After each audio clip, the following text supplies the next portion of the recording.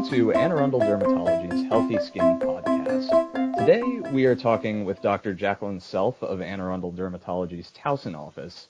And Dr. Selph, although she sees patients of all ages, has particular expertise in pediatric dermatology.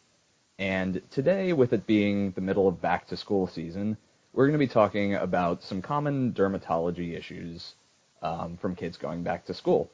Dr. Selph, thanks for joining us. Thanks so much for having me. I'm excited to be here. Yeah. So my first question is about an issue that primarily concerns small children, and that's scabies, lice, other kind of critters that young kids can give each other. How concerned should parents be about their kids catching these kinds of things at school, and what are some actions they can take to prevent the spread of these sorts of infestations?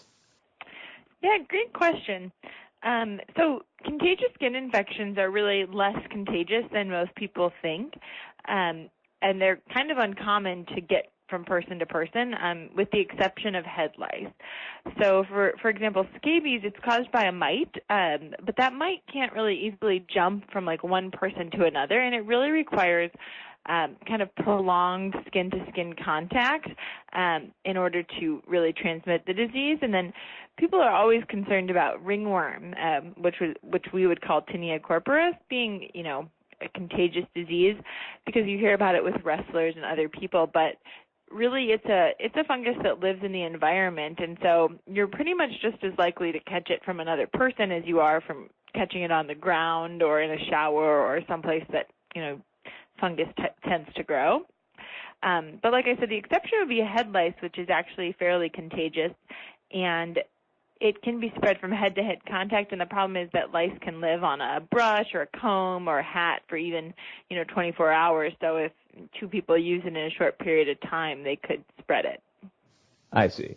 So I guess in terms of prevention, just keeping kids from sharing hats and other, things they use on their heads is about all you can do, or? Yeah, I would say pretty much, and then avoiding direct, skin-to-skin contact, and then in terms of, ringworm, that would be mostly, trying to make sure you're washing really well if you're using a public shower. That's one of the best ways to spread athlete's foot is in moist environments. So make sure, a lot of people use flip-flops in the shower, or at least just wash and dry your feet thoroughly following that. I see.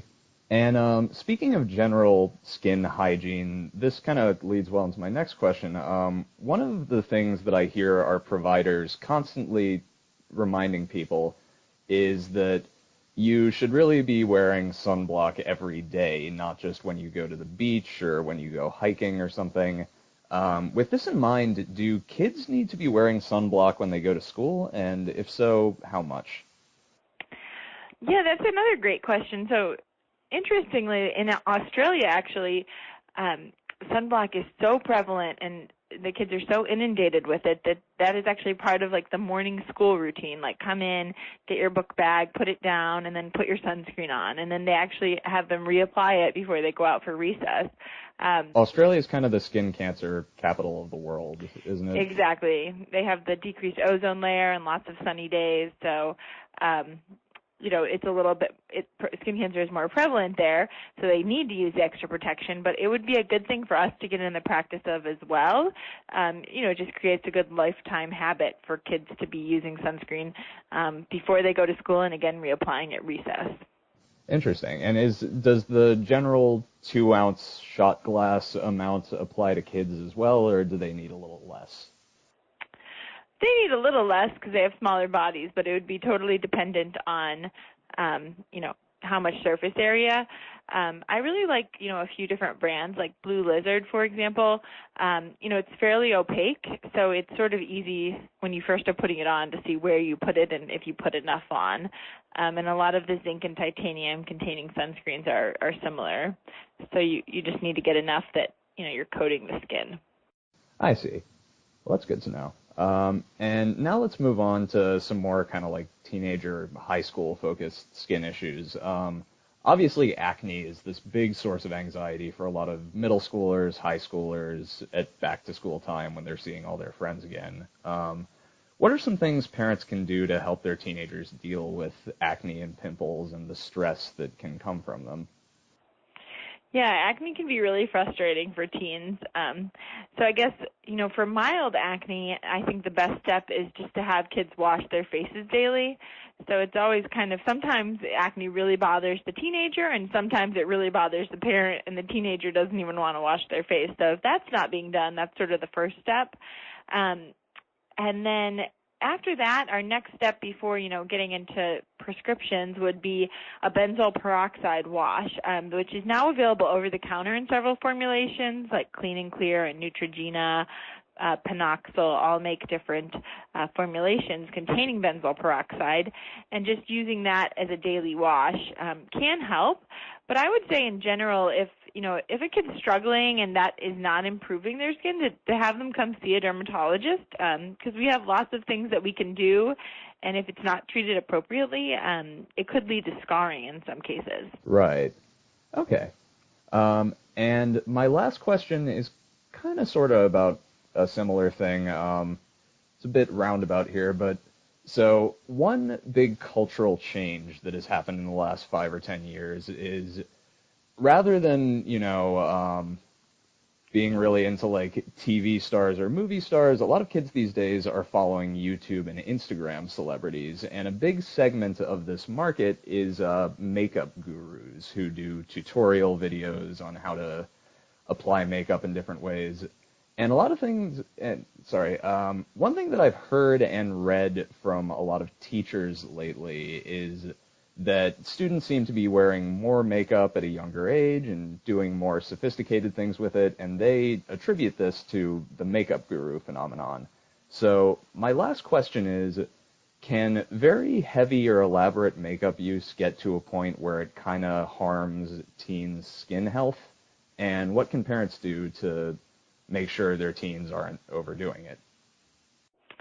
Yeah, great question, and something that really never affected me in my generation.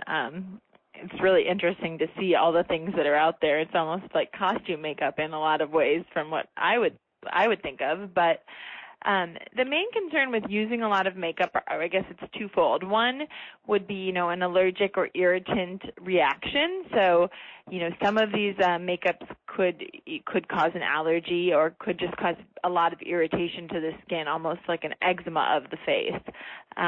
So really using kind of high quality makeup could help that.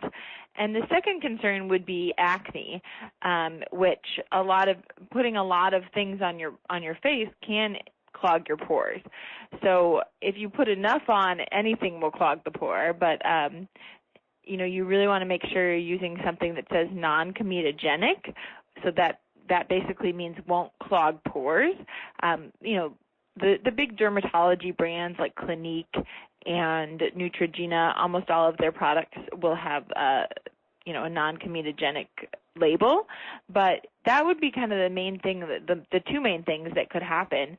And then in terms of overdoing it, making sure that you're washing it off thoroughly every night, so that it's not, building up and leading to more problems, is really kind of the main thing that you can do.